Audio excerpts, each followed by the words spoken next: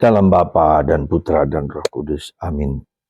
Allah Bapa di surga, kami Kau ciptakan setara, hampir mirip dengan Engkau. Kau memberikan yang terbaik yang berasal dari diri-Mu pada kami. Terima kasih ya Bapa atas anugerah yang begitu luar biasa. Dan semoga kami menghayati anugerah luar biasa ini dalam diri kami. Demi Kristus Tuhan dan pengantara kami. Amin. Para saudara, bacaan Injil hari ini sangat berkesan dan sudah banyak kali dipakai dalam khotbah-khotbah tentang perkawinan, tentang Bunda Maria yang kita kenal dengan perkawinan di Kana, di mana di situ peran Maria sungguh luar biasa, yang yang menyatukan atau menyadarkan kesatuan antara Allah dan manusia, dilambangkan sebagai perkawinan. Darah lambang keilahian dan air lambang kemanusiaan. Bersatu. Dilambangkan sebagai suatu perkawinan oleh Bunda Maria.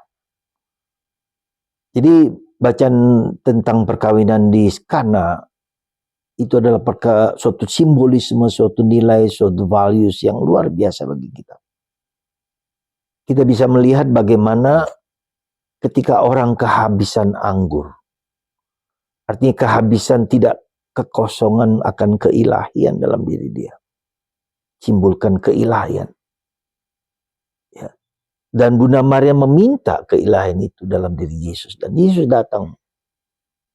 Sang Sabda Allah itu menjadi manusia. Datang kepada kita manusia. Menyatukan kita. Ya. Dan air itu lambang kemanusiaan kita. Jadi di sini kita bisa melihat bagaimana supaya kita hidup dalam kesatuan dengan Allah sebagai putra Allah, sebagai imago Dei, sebagai yang punya kekuatan, dan manusia menyatu. Karena itu para saudaraku terkasih dalam Kristus, apa yang mau disadarkan lagi, dan disitulah peranan Bunda Maria untuk membuat kita sadar akan keilahian yang Tuhan telah berikan pada kita pada waktu kita dilahirkan, pada waktu itu kita dibaptis. Ya. Lalu kita mendapatkan anugerah yang lebih besar daripada sekedar penciptaan, itu menjadi penyelamatan. Bunda Maria meminta putranya Yesus, membawa putranya Yesus, menyatu dalam diri kita, dan kita menjadi manusia yang ilahi, yang lebih ilahi, karena Roh Kudus yang bersatu dalam diri kita. Karena itu para saudaraku terkasih, apa artinya maknanya bagi kita? Artinya bahwa hidup kita itu adalah hidup yang ilahi. Karena hidup ilahi maka tidak boleh sekali lagi, ini penting bagi kita, bahwa kita tidak boleh hanya sekedar manusia. Hanya sekedar menjalankan kemanusiaan kita, tapi lebih daripada itu, keilahian.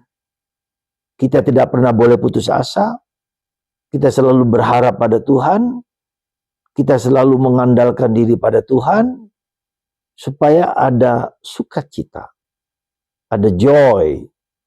Ya, joy itu artinya apa? Orang tidak hanya menjadi happiness, bahagia. Orang tidak hanya gembira, happiness, manusia. Tapi harus naik ke atas joy. Apa artinya joy?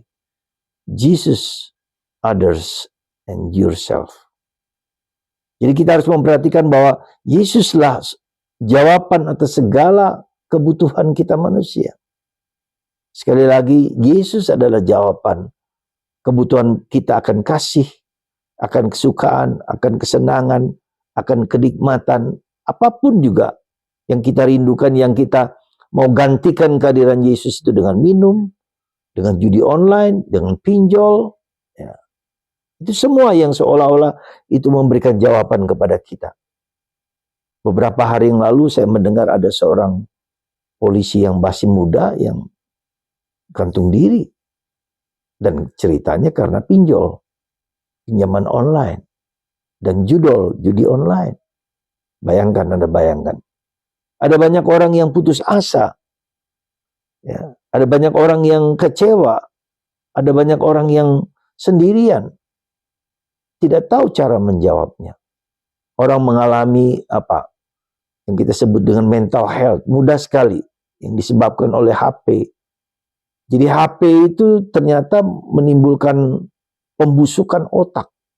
Brain rot. Sehingga orang mudah gampang putus asa. Ya. Otaknya capek dan letih. Sehingga tidak pikir panjang, pikirannya sempit. Ya, itu yang pertama. Jadi kita tahu sadar fondasi hidup kita dalam diri Jesus. Ya. Joy, Jesus, others. Kita juga harus memberikan keluar dari diri kita. Tuhan yang mencintaiku itu aku keluar dari diriku sendiri. Aku tidak sibuk dengan HP, aku tidak sibuk dengan diriku. Aku sebagai bapak, sebagai ibu, sebagai siapa, berikan kepada Anda, istri Anda, suami Anda, anak Anda, berikan. Perhatikan. Kita peluk, kita memberikan 5 bahasa kasih. Kita pelukan, kita peluk mereka. Kita apa? Puji juga mereka. Afirmasi positif. Kita juga beri hadiah kepada mereka. Kita juga memberikan kata-kata positif kepada mereka.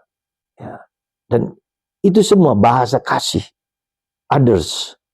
Lalu yourself, take care of yourself. Dengan memberikan kepada orang lain, kita mendapatkan sesuatu. Jangan sebaliknya. Berikan pada orang lain, kita akan mendapatkan yourself. Ya.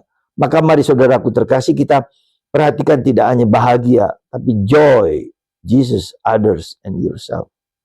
Semoga Anda dan saya ya hari ini mendapatkan kasih yang melimpah, terutama lewat Bunda Maria. Bunda Maria lah menjadi sarana kita untuk mendapatkan joy itu dalam diri Yesus, mendapatkan sukacita, mendapatkan kehangatan. Ya. Kehangatan itu bukan pada apa, bukan hanya pada pada tuak misalnya, minum tuak.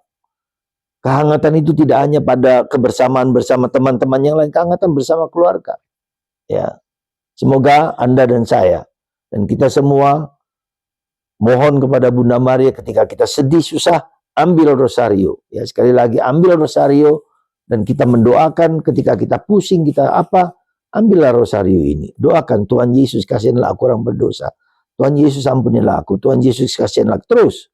Di zaman sekarang ini kita mengalami brain rot itu karena kita terpukau pada kekuatan dari HP. Tapi coba ambil, Tuhan Yesus kasihilah aku, Tuhan Yesus berkatilah istriku, berkatilah istri kami, berkatilah suami, berkatilah anak kami.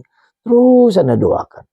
Ini the power of warmness, senjata kita. Semoga Anda dan saya bersama Bunda Maria hidup dalam kesatuan yang bisa menjawab segala kebutuhan kita.